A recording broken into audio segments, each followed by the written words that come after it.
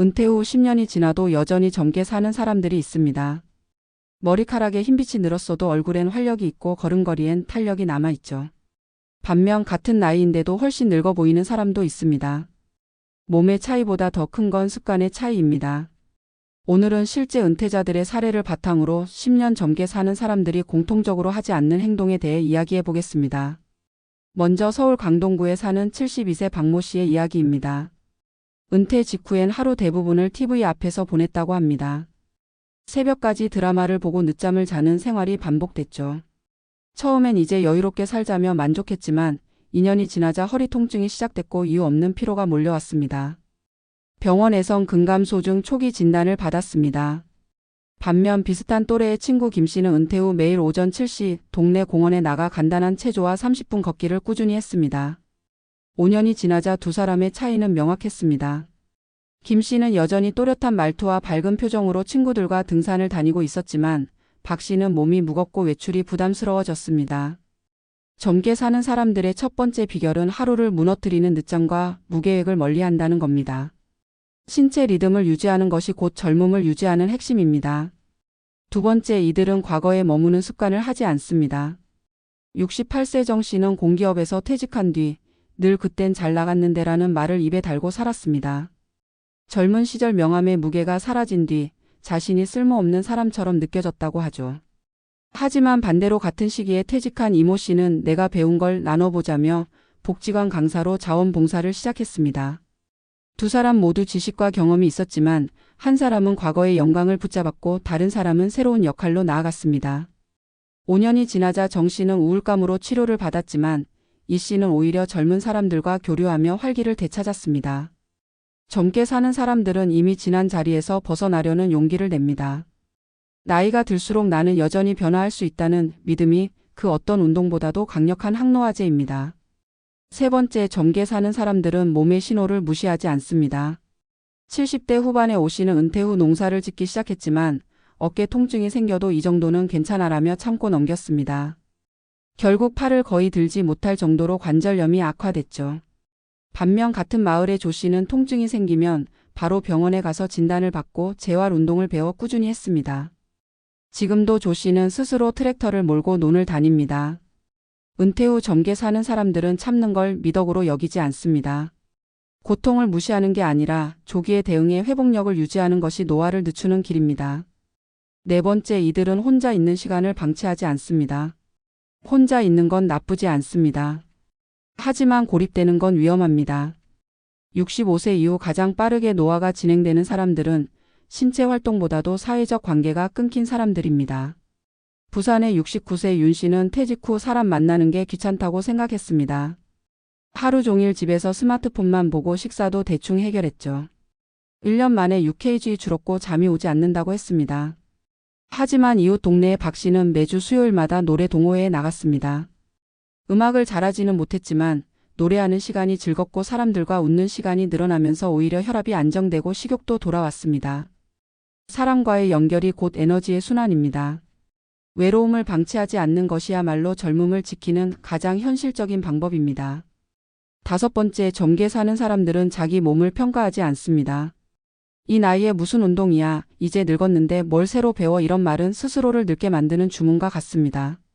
실제로 일본의 100세 연구단이 조사한 결과 90세 이상 장수자 중 80%가 자기 몸에 불만을 가지지 않는다고 답했습니다. 신체 나이는 나이를 거꾸로 먹을 수는 없지만 내가 아직 할 수 있다는 인식 하나가 뇌의 시계를 늦춥니다. 실제로 74세에 수영을 배우기 시작한 김 씨는 몸이 예전 같진 않지만 물속에 들어가면 내가 다시 살아있는 느낌이 든다고 말했습니다. 이 살아있는 느낌이 바로 뇌를 젊게 유지시키는 감각입니다. 마지막으로 젊게 사는 사람들은 내일로 미루지 않습니다. 은퇴 후 젊음을 잇는 가장 빠른 길은 언젠가 해야지라는 말입니다. 내일부터 운동하자, 다음 달엔 여행 가자 하면서 결국 아무것도 하지 않는 동안 몸은 가만히 늙어갑니다. 반면 젊게 사는 사람들은 행동이 빠릅니다. 하고 싶은 게 생기면 작게라도 시작합니다. 10분 스트레칭이든 가까운 공원 산책이든 가벼운 책 읽기든 지금 하는 사람과 언젠가 하겠다는 사람의 1년 뒤는 전혀 다릅니다. 그 차이가 10년의 젊음으로 이어집니다. 결국 은퇴 후 10년 젊게 사는 사람들은 특별한 약을 먹는 게 아닙니다. 대신 하지 않는 게 분명합니다. 늦잠 자지 않고 과거에 머물지 않고 고통을 참지 않고 혼자 있지 않고 자신을 깎아내리지 않고 미루지 않습니다. 반대로 아침에 몸을 깨우고 오늘을 살고 몸의 신호를 듣고 사람을 만나고 배우며 지금 움직입니다. 젊음은 나이가 아니라 방향입니다. 뒤를 보는 사람은 늙고 앞으로 걷는 사람은 젖습니다. 여러분의 하루가 내일을 향해 한 걸음이라면 그건 이미 젊은 삶입니다. 은퇴 후에도 젊음을 유지하는 사람들은 무엇이 다를까요? 나이는 같지만 표정의 온도, 걸음의 속도, 말의 생기에서 전혀 다른 에너지가 느껴지는 사람들이 있습니다. 분명히 같은 세월을 살았는데 누군가는 매일 조금씩 늙어가고 또 다른 누군가는 오히려 젊어집니다. 도대체 그 차이는 어디서 생기는 걸까요? 은퇴 후 10년이 지나도 활력을 잃지 않는 사람들에게는 공통점이 있습니다. 그들이 특별히 무언가를 더하는 사람들이 아니라 오히려 하지 않는 게 명확한 사람들이라는 사실입니다. 오늘은 실제 은퇴자들의 사례를 통해 10년 젊게 사는 사람들이 절대 하지 않는 5가지 행동을 이야기해 보겠습니다. 첫 번째로 젊게 사는 사람들은 하루를 흘려보내지 않습니다. 많은 사람들이 은퇴 후 자유를 얻었다며 늦잠과 무계획의 시간을 보냅니다.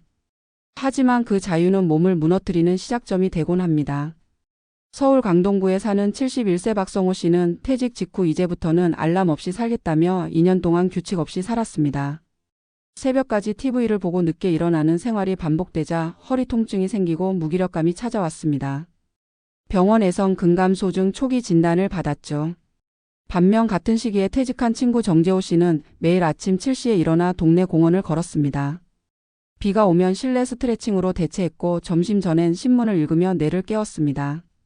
5년이 지나자 두 사람의 모습은 완전히 달라졌습니다.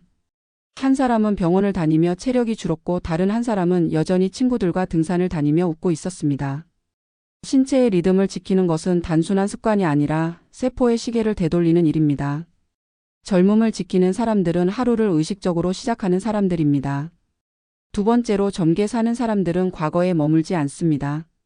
은퇴 후 가장 많은 이들이 하는 실수가 있습니다. 내가 현직에 있을 땐 말이야, 그땐 다들 나를 찾아왔는데 이런 말이 입에 붙습니다. 68세 공기업 출신의 김영수 씨는 명함을 내려놓은 뒤 세상이 자신을 잊었다고 느꼈습니다. 친구 모임에서도 예전 이야기를 반복했고 결국 사람들은 조금씩 연락을 끊었습니다. 그와 대조적으로 같은 회사에서 퇴직한 동기 이정훈 씨는 자신의 경험을 지역 복지관 강의로 나누기 시작했습니다. 처음엔 5명 남짓 듣던 강좌가 지금은 30명이 넘습니다. 그는 사람들은 내 과거가 아니라 지금 내가 나누는 이야기에 관심이 있다고 말합니다.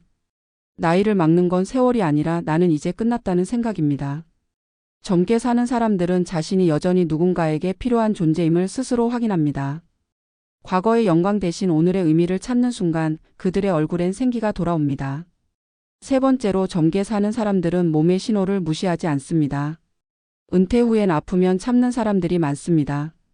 병원비가 아깝기도 하고 괜히 나이든 티를 내기 싫어서죠. 하지만 젊음을 지키는 사람들은 다릅니다. 74세의 오명자 씨는 은퇴 후 시골로 내려가 농사를 짓다 어깨 통증이 생겼습니다. 주변 사람들은 그 나이에 당연하지라며 대수롭지 않게 넘겼지만 오 씨는 바로 병원을 찾았습니다. MRI 결과 초기 회전근개 손상이었죠. 재활 운동을 꾸준히 한 덕분에 지금은 다시 바치를 합니다. 반면 이웃의 김 씨는 같은 증상을 방치하다 팔을 들지 못할 정도로 악화됐습니다. 참는 게 미덕이던 시절은 끝났습니다. 통증은 단순한 불편이 아니라 몸이 보내는 구조 신호입니다. 그 신호를 빠르게 잡아내는 것이 회복력, 즉 젊음의 지속력입니다. 결국 젊게 사는 사람들은 자신을 방치하지 않습니다. 자기 몸을 소중히 다루는 태도가 곧 삶을 되살리는 시작입니다. 네 번째로 젊게 사는 사람들은 혼자 있는 시간을 방치하지 않습니다. 혼자 있는 건 괜찮지만 고립은 위험합니다. 사람과의 관계가 끊기면 신체적 건강보다도 빠르게 노화가 진행된다는 연구 결과는 수없이 많습니다. 부산의 69세 윤재영 씨는 퇴직 후 사람 만나는 게 귀찮다며 집에만 머물렀습니다. 스마트폰으로 뉴스를 보고 유튜브를 보며 하루를 보내던 그는 1년 만에 불면증과 식욕 저하로 병원을 찾았습니다. 하지만 같은 아파트의 김혜숙 씨는 달랐습니다. 그녀는 매주 화요일마다 주민센터 노래교실에 참석했고 주말엔 손주와 공원 산책을 했습니다. 노래를 잘하진 않았지만 그 시간만큼은 웃음이 끊이지 않았습니다. 그리고 2년 후 윤 씨는 8kg 빠졌고 김 씨는 혈압이 안정되며 오히려 체력이 좋아졌습니다. 외로움은 노화의 가장 강력한 촉매제입니다. 반대로 웃음과 교류는 세포의 회복력을 높이는 천연 영양제입니다. 젊게 사는 사람들은 혼자 있는 시간을 줄이지 않습니다. 대신 그 시간을 사람과의 연결로 바꿉니다. 5번째로 젊게 사는 사람들은 자기 자신을 평가하지 않습니다. 많은 사람들이 이 나이에 무슨 운동이야, 이젠 늙었는데 뭘 새로 배워라며 스스로의 가능성을 닫습니다. 하지만 젊게 사는 사람들은 나이에 구속되지 않습니다. 74세에 수영을 배우기 시작한 김정희 씨는 처음엔 주위에서 말렸습니다. 그런데 그녀는 물속에서 처음으로 살아있는 느낌을 받았다고 말합니다. 수영은 단순한 운동이 아니라 자기 존재를 다시 확인하는 행위였습니다. 실제로 일본 100세 연구단의 조사에 따르면 장수 노인의 80%가 자기 몸에 불만을 갖지 않는다고 답했습니다. 신체의 변화는 어쩔 수 없지만 마음속의 자기 평가는 선택할 수 있습니다. 젊게 사는 사람들은 이 몸으로도 충분하다며 자신을 믿습니다. 그 믿음이 바로 뇌를 젊게 유지하는 가장 강력한 에너지입니다. 결국 은퇴 후 10년 젊게 사는 사람들은 특별한 약을 먹거나 비싼 보충제를 찾지 않습니다. 대신 하지 않는 것이 분명합니다. 늦잠 자지 않고 과거에 머물지 않고 고통을 무시하지 않고 외로움을 방치하지 않으며 자신을 깎아내리지 않습니다. 그 대신 하루의 리듬을 세우고 오늘의 의미를 찾고 몸의 신호를 듣고 사람과 연결되며 스스로를 존중합니다. 젊음은 나이의 문제가 아니라 방향의 문제입니다. 뒤를 보는 사람은 늙고 오늘을 사는 사람은 졌습니다. 여러분의 하루가 내일을 향한 한 걸음이라면 그건 이미 젊은 삶의 증거입니다. 이제 젊게 살기 위해 무엇을 더할지 고민하기보다 무엇을 그만둘지부터 생각해 보세요. 젊음은 덜어내는 순간부터 시작됩니다.